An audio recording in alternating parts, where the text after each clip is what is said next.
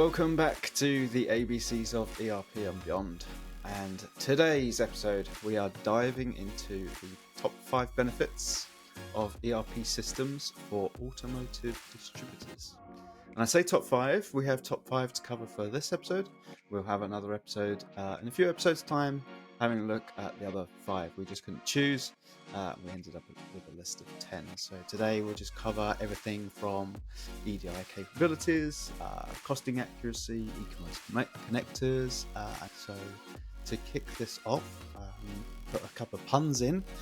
I say we should buckle up and get ready for a fast-paced ride through the transformative impact that ERP can have for automotive distributors.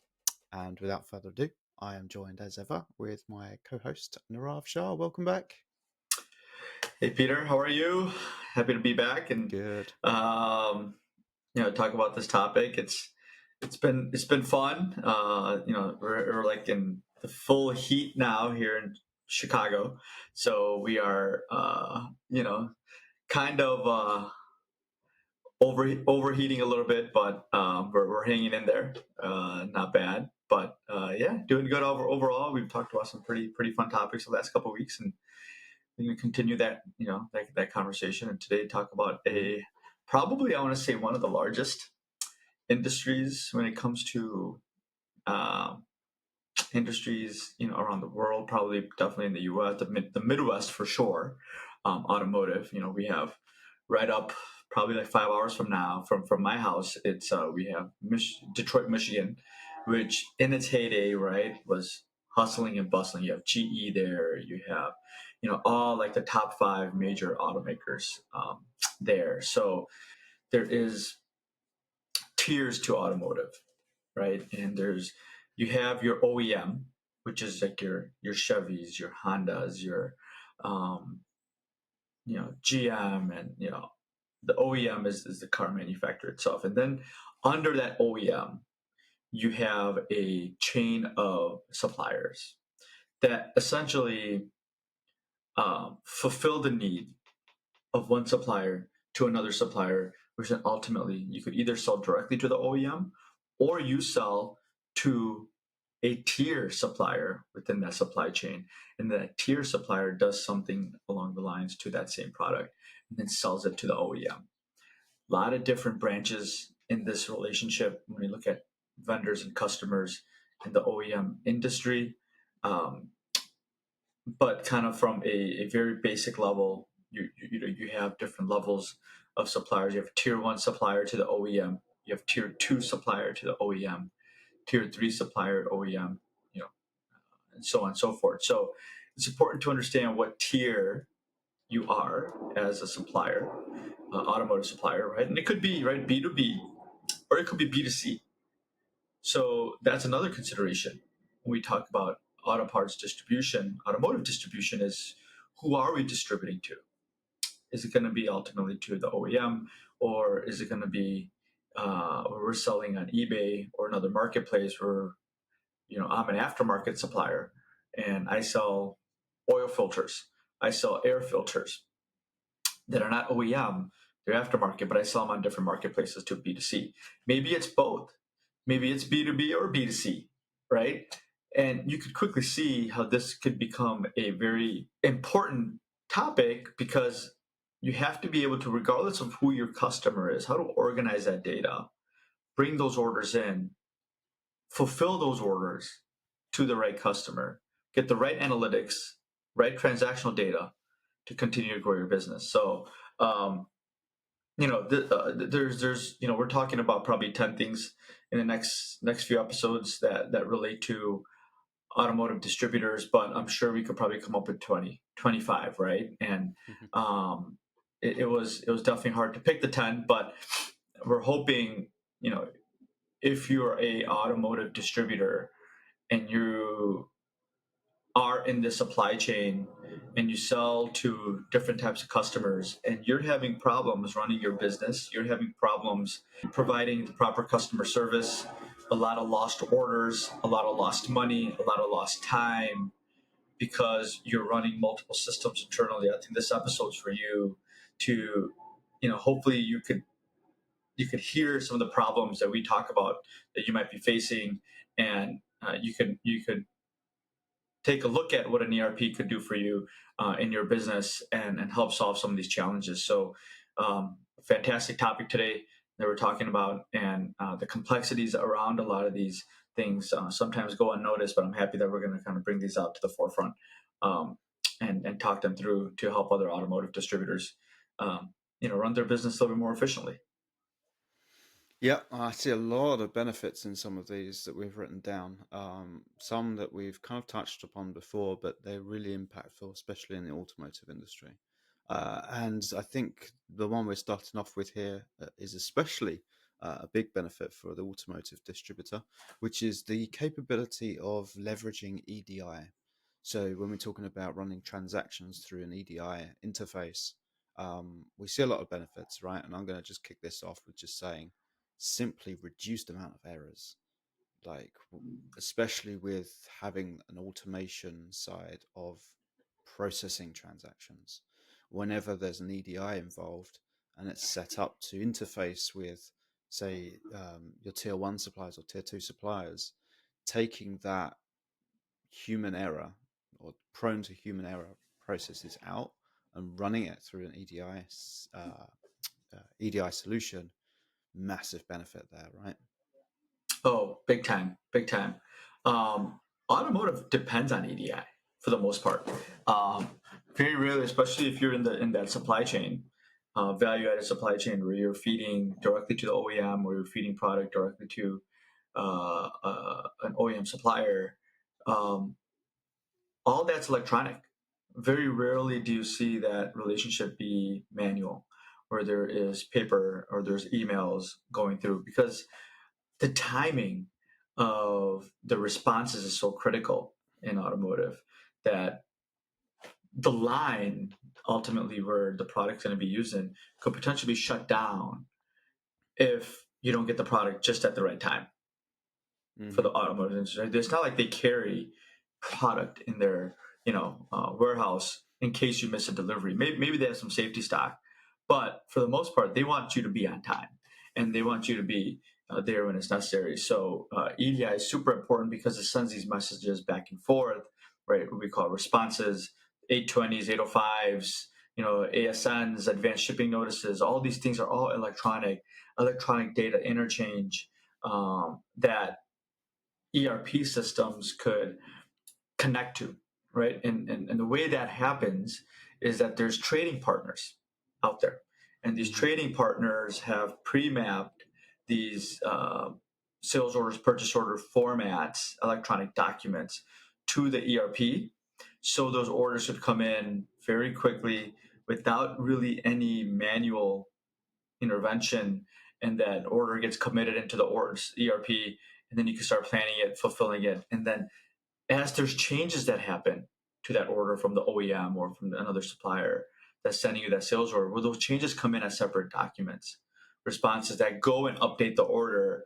And when you implemented a full EDI process capability, well, when there's a shipment that's about to happen for that order, there's an ASN that gets sent back to the supplier on when they should expect it, right? So it stays, everyone gets alerted on when the shipment's coming to them, essentially, right? Invoices get sent electronically. So it's almost a necessity nowadays, or if you're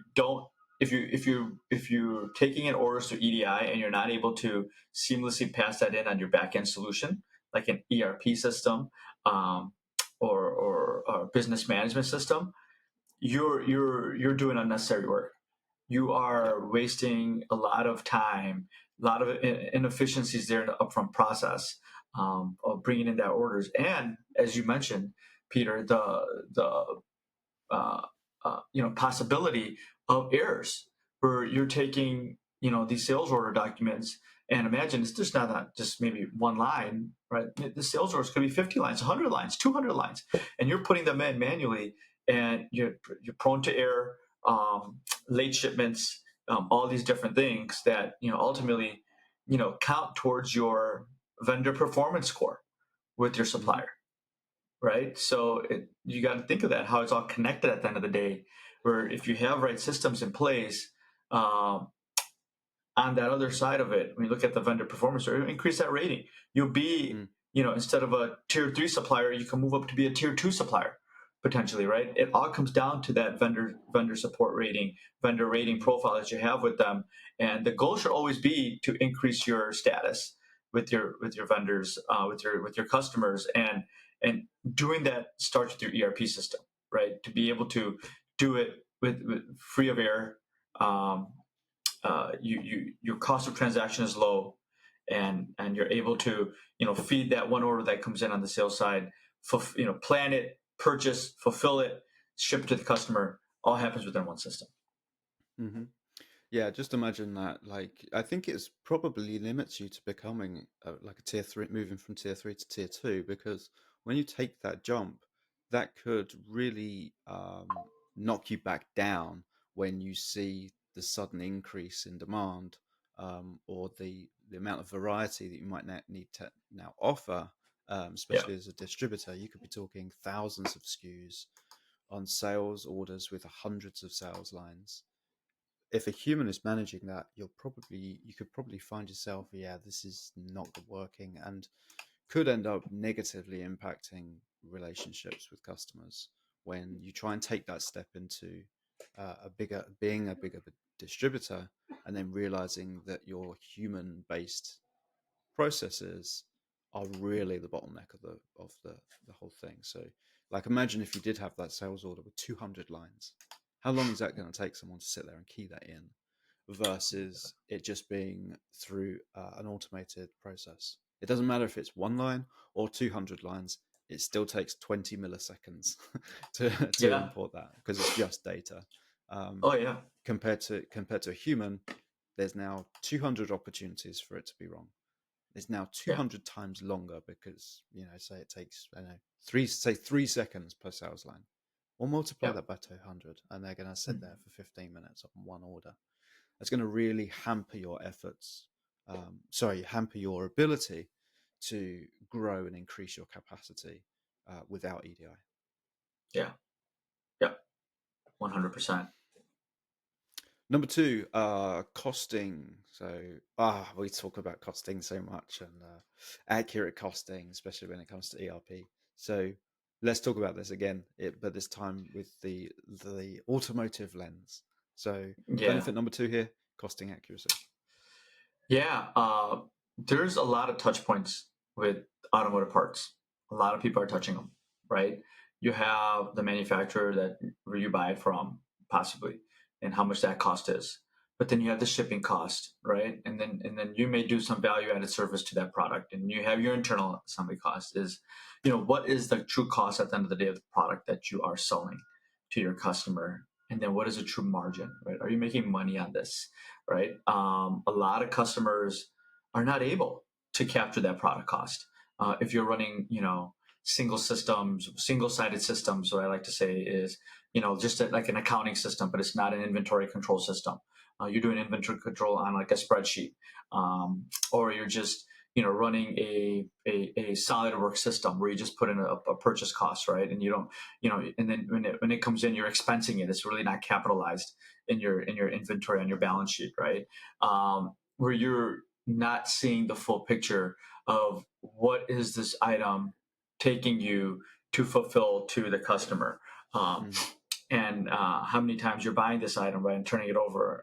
But the most common costing processes that I see in the automotive distribution space is average costing. It's FIFO, first in, first out. And what that Yeah. does is for average, it takes a weighted average of how much inventory you have on hand over the total value of that inventory that you bought it for, and it comes up with an average cost, and it's constantly kind of moving based on what you're selling and what you're receiving. Yeah. FIFO is first in, first out.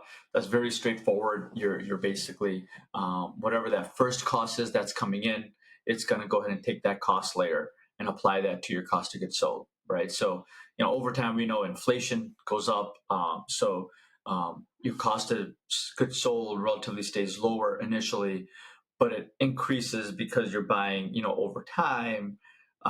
So that last purchase that got in is probably going to be at a higher cost, but that doesn't hit your cost of goods sold um, until you get around to using that layer.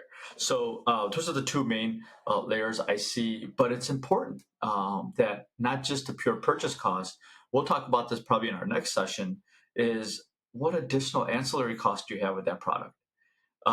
Landed cost. We'll talk about that and how important that is to capitalize that cost back into your inventory so you could then see the true gross profit margin, right? From a managerial level, you can run your managerial reports inside the ERP and see what my landed cost is and how much I sold this for. And whether I need to increase my prices for next year because freight cost is going up, right? You have tariff costs, right? That's because that should be considered a landed cost against your items. Yeah. And then once that comes in, you have all these costs reconciled back up to your product cost.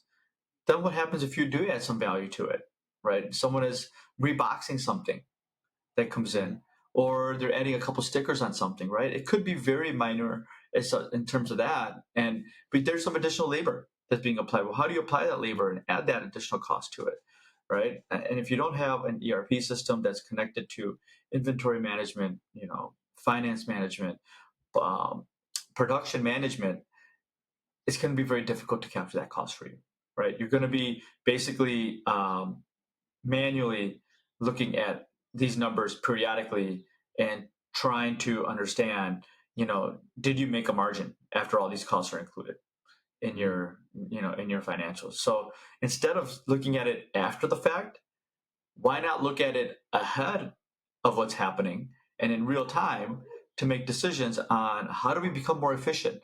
How do we become more lean? How do we, Mhm. get our profit margins up? And that happens when you have a connected ERP system, and you can see everything under a single, roof, essentially, if you Mhm. will. Yeah, this is really important, especially for things like a distributor where you might have those extra processes where you might be buying in bulk and then splitting it down, maybe repackaging things into a small account. Maybe you have a quality control procedure before you sell it to your customer. They all have costs, right? So you probably want to be able to track that and track it ahead of time, especially when you want to look at, right, how much labor do I need next month?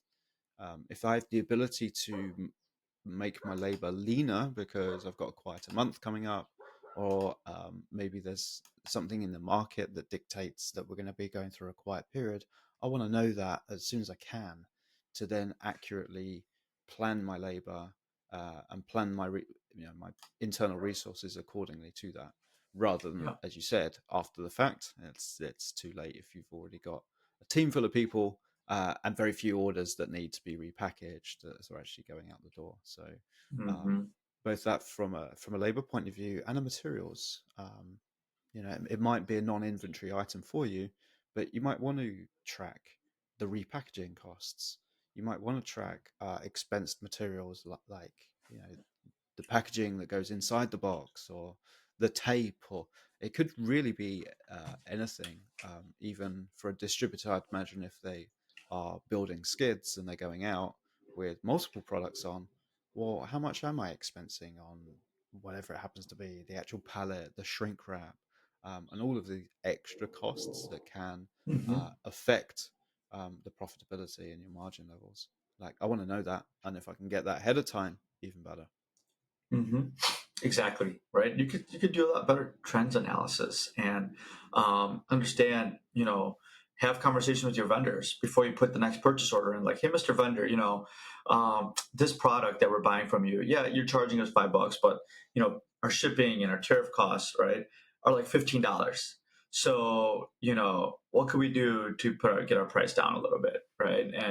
And now you could have these conversations that your vendors, I'm sure, happy have with you as well, and to get you to a good maybe bulk buying process to help reduce your cost for the part you're purchasing from them. So the more data you know upfront from a single source, the better you are ultimately, because to bring two, three different Excel files together with QuickBooks or with like a Peachtree or just standalone solutions becomes pretty difficult.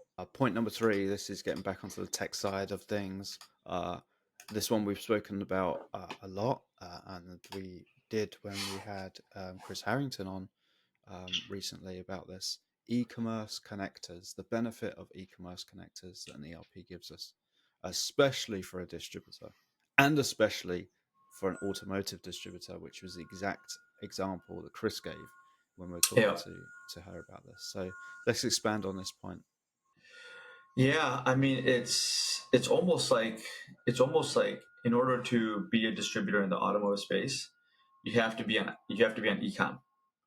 If you're not on ecom, right, it's like you're already behind, and you reach your customers that way, right? If you're doing B2C, that's very prevalent. You got to be on the ecom side, right? And if you do, EDI is one thing, right, when you're dealing directly with the tier suppliers. Um, but e-commerce is huge in the automotive space, and especially like if you think about selling on eBay. eBay, I think, right, is the number one largest aftermarket parts marketplace out there online.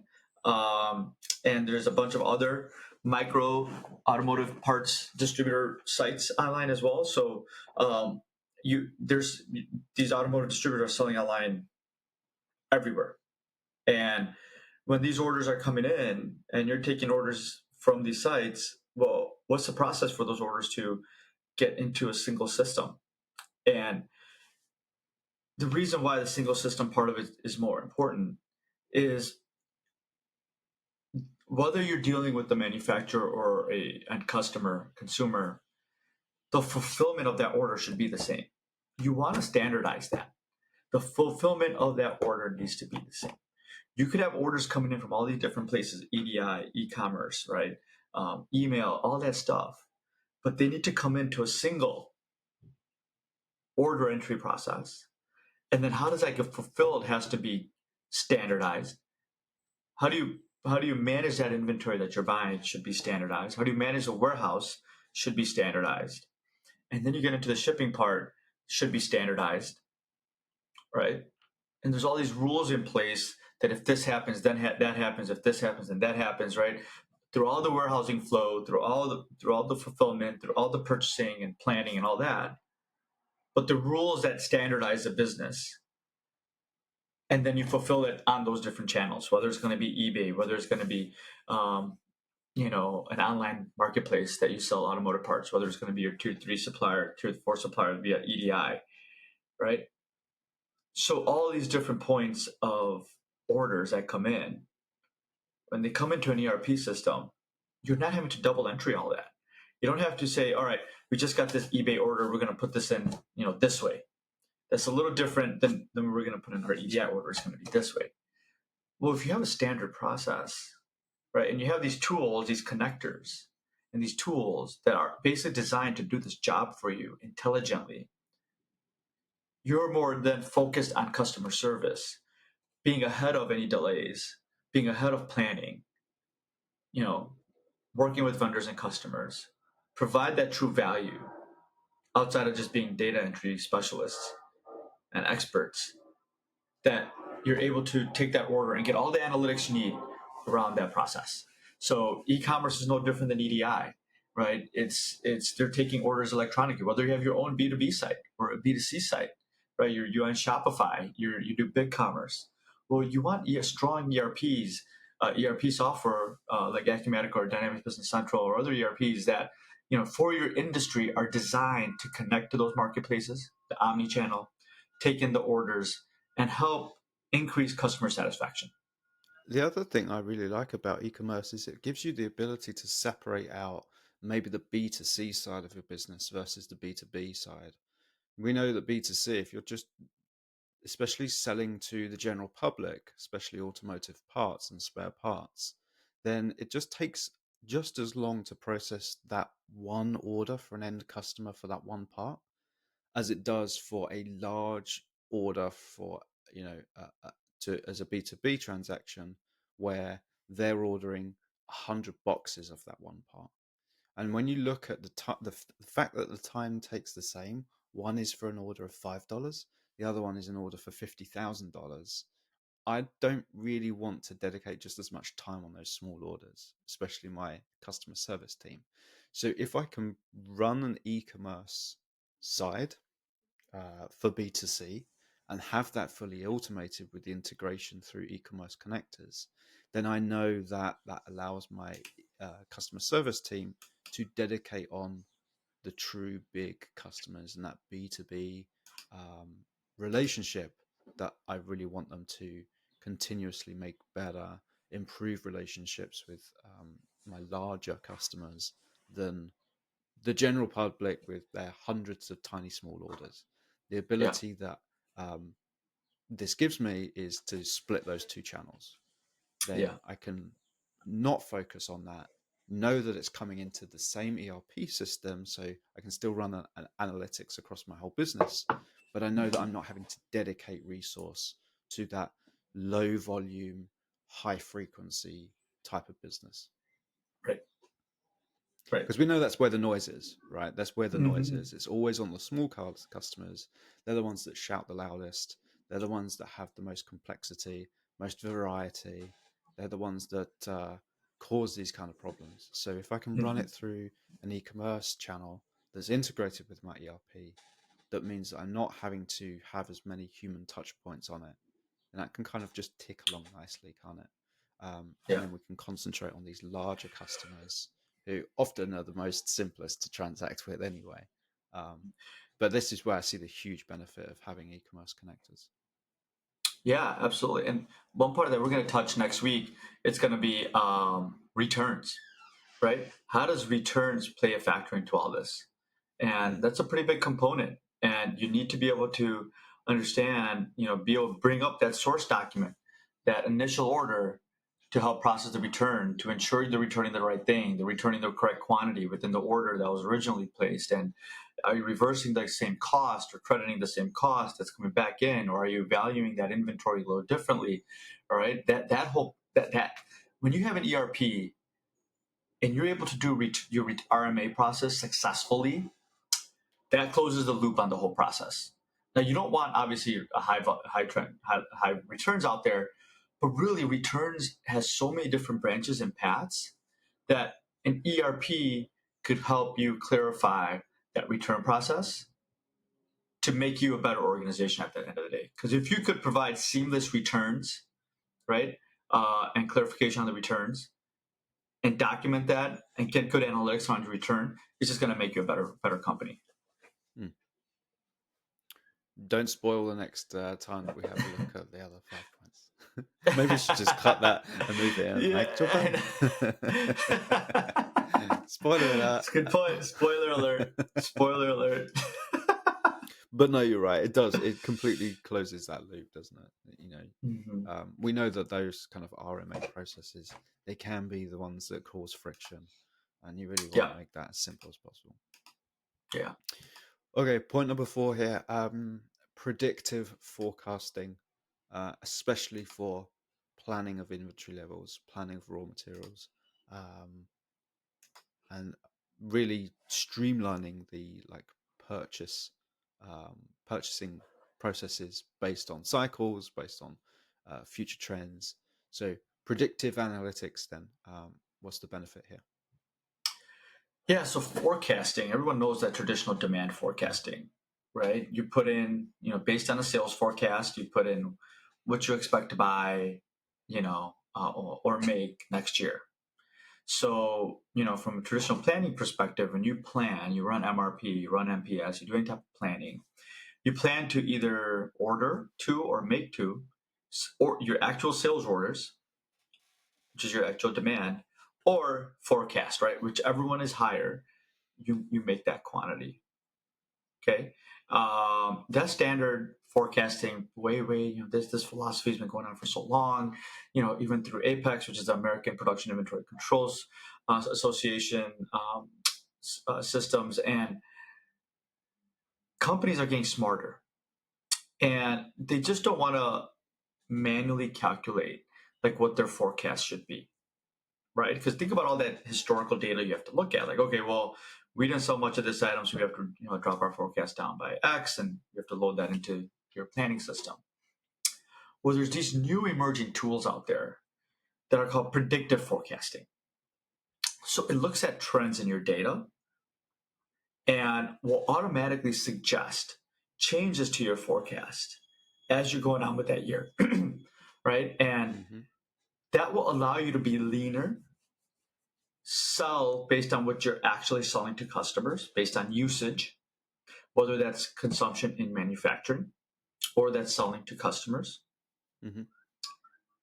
Let you be ahead of ordering from vendors, right? Like your order lead times have changed, so now you should order in a shorter period than a longer period because the vendor is now historically sending you things quicker, right? So you can Yep. free up that cash flow. And all of these really interesting tools that if you're already doing some sort of planning or your planning is kind of all sorts of out of whack, is look at these tools because it will help bring planning back on the right tracks for you. In order when you Yep. need things instead of tying up your cash flow with a ton of inventory that you're not going to use for a while right down the road. So predictive forecasting is a huge benefit with ERPs that are integrated right within the ERP to help you better plan your inventory and help you with your cash flow analysis. The whole idea of an ERP is leveraging these tools. It's just as important, if not more important, than the backward-looking data. Uh, Actuals are easy, and it's easy to kind of look back and go, "Oh well, yeah, well, okay, well, if we knew that back at the time, we would have adjusted our strategy accordingly." Um, Right. Everyone can be an expert on what has happened, but becoming an expert, or at least having a tool to become um, an expert on what you should do next based on these kind of predictive insights that an ERP could give you, trend analysis, then that's really, really powerful, especially in these kind of markets where being on time um, with with your customers is really, really crucial, especially in the automotive industry. You cannot afford to be the reason why there's a line down, especially when these manufacturers have multiple suppliers. You certainly don't want to be the one that gets, you know, the blame for putting a line down because you weren't ready to react or you didn't see what was going to happen based on your current order book. Um, and therefore be in a position where you're having those difficult conversations because once it's happened, it's very, very difficult to really rebuild that potential trust that could have broken down if you weren't Hmm. ready for what your customer demands are. And trend analysis gives you that. Right. Absolutely. And let it be more automated. I think is another key point here is automate that. Take that out of Excel calculation crunches that you're doing, right? Where there's these sophisticated software products that do this for you automatically already and embedded within the ERP because you're connecting inventory control to planning and purchasing and all these things is it'll just make you a lot more of a leaner organization. Um, to plan well at the end of the day. Mm. Um, right. So I Yeah. think that's another critical point there. I think that's really a lot of time gets lost when you're trying to coordinate between different departments in a business. If you don't have that centralized platform that can you can leverage to do that for you. Yeah. You've got your customer service team. They're taking on orders. Probably, they've been told you must confirm customer orders as soon as you can. So you've got the customer service team doing that.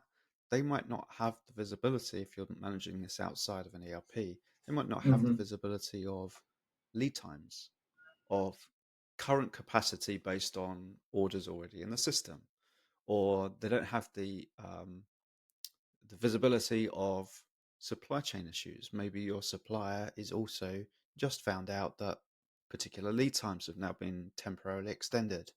So, whilst your procurement team are busy updating their Excel spreadsheet with lead times and stuff, your customer service team is kind of disconnected from that, and it's just happily confirming customer orders based on what they know, say a lead time could be, or what they think the current capacity is. It's very disjointed, and it's only really when it goes wrong and there's a breakdown in process and you start being late to your customer that you realize, we could have prevented this if only we had like a centralized way of having the connected departments all together, seeing the same information and really working together to give realistic expectations to customers.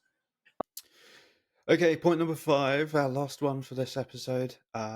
Field sales rep support. So field sales is big, especially in this industry, isn't it? So there's a lot of benefits here, especially on modern day ERP that are more um, accessible, shall we say, through being cloud based as a SaaS platform, accessible through a browser.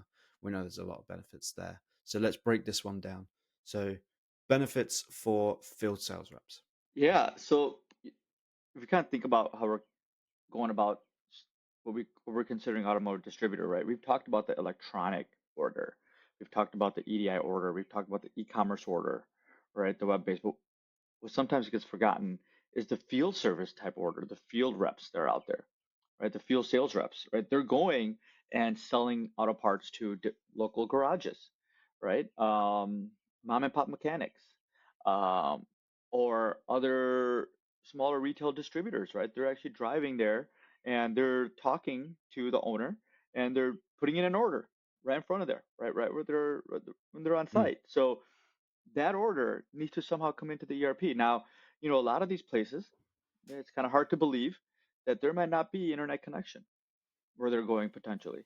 So yep. you need the capability or some sort of process to take the order on your tablet, on your phone, somehow with real time ERP data, costing, items, pricing, all this information, history of sales you've done to that customer.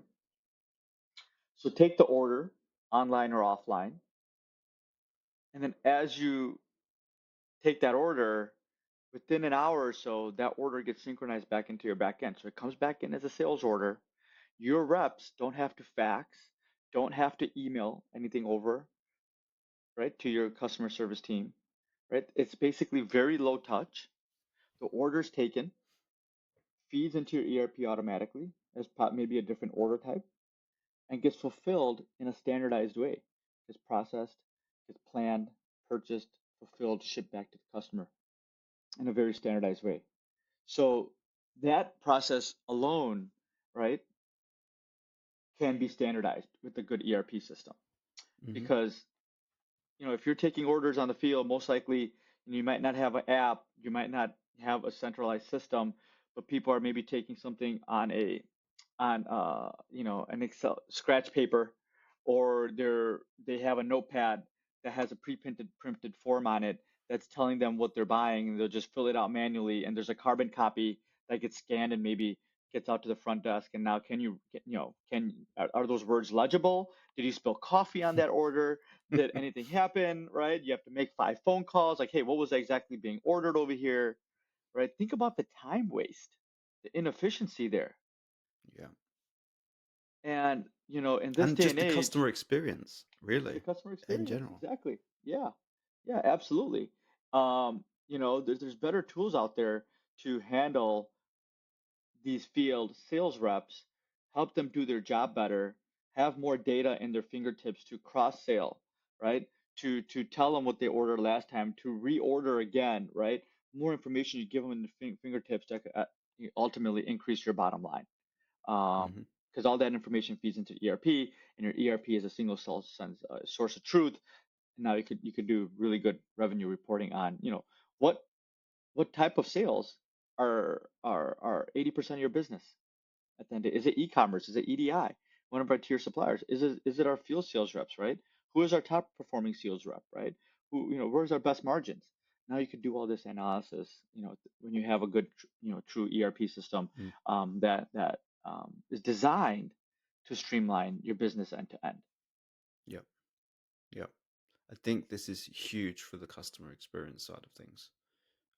If you're going in there without this access to an ERP, um, you're very limited. You're very Yeah. limited.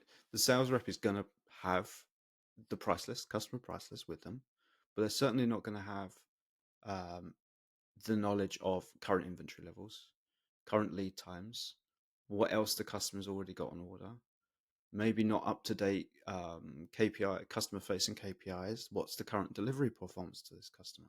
Is there any bad debt? Is there any aged debt that needs to be kind of maybe mentioned during a meeting with the customer? All of these things feed into a bad customer experience if you can't get it. Give it to them when you're there and when they ask. So they might be selling things, and you go, oh, "Okay, so how many have you got at the moment?" "Oh, I don't know. Let me just quickly ring up the back office and find out for you."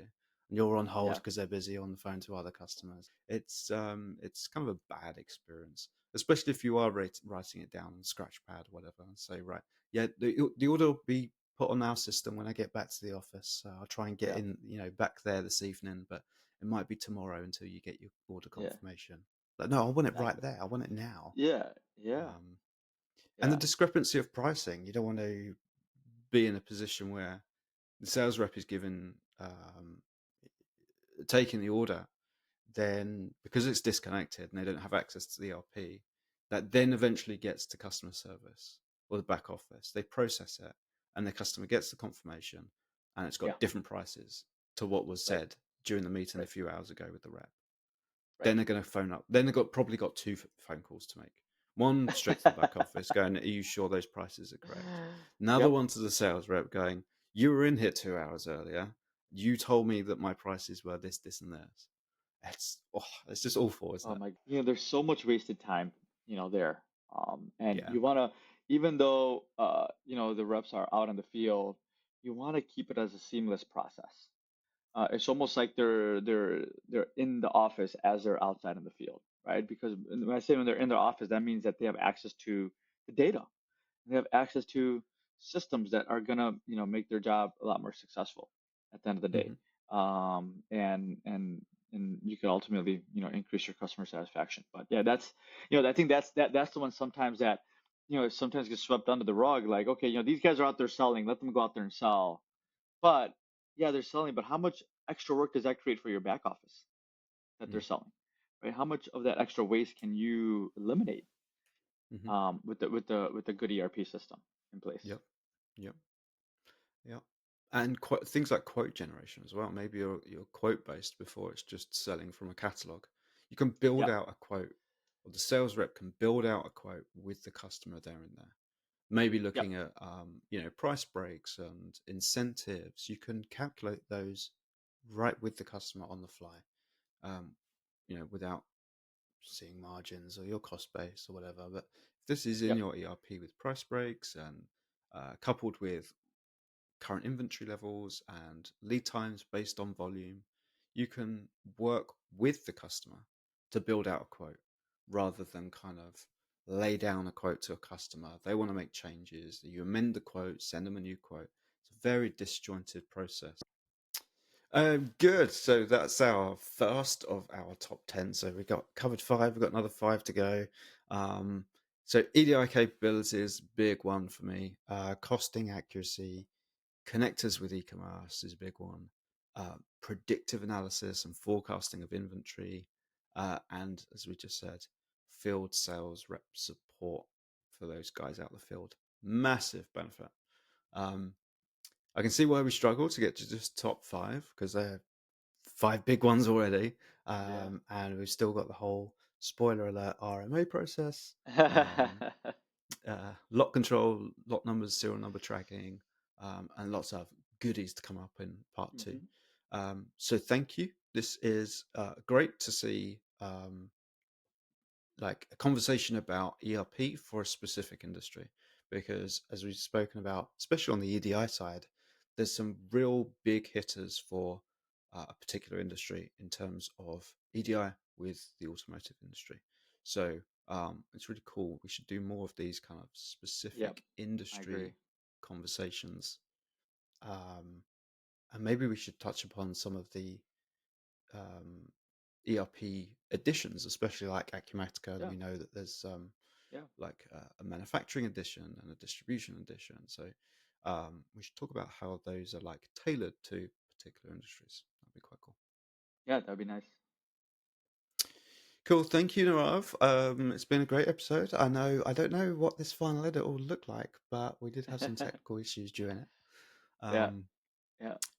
so let's see what the editor does. Good luck to that guy, whoever has to edit these podcasts. Yeah, good luck. Good luck with him. We're not paying him enough. We're not paying him enough. But there we go. But I will end with, as much as we've had technical issues, and we just said for the last 40 episodes, we've not had these issues before. But maybe it's because we have finally crept over 3,000 downloads in total. Oh yeah, possibly. For our Yeah. podcast. So yeah, we're now sitting Yeah. at about 3,100 downloads. Wow. So the last episode is the one that ticked us over. Yeah. So we've celebrated in style with technical difficulties. Going well. Cheers to that. Good. Thank you very much. Enjoy your week. So next episode, part 2, is going to come out 2 weeks after this one. So if you haven't already, make sure that you subscribe, whether this is on Apple Podcasts or Spotify Podcasts, or if you're watching us on YouTube, make sure you like it and subscribe so you don't miss part 2 and future episodes. So this is a podcast all about ERP for seasoned ERP veterans and for everyone out there that's new to the world of ERP. Maybe you're running an SMB, maybe you're a tiny self-starter and you want to grow and you're starting to consider whether you should have an ERP system. Well, this is the podcast that was for you. So until next time, Nirav, take care and I'll see you in the next episode. Awesome. Thank you, Peter.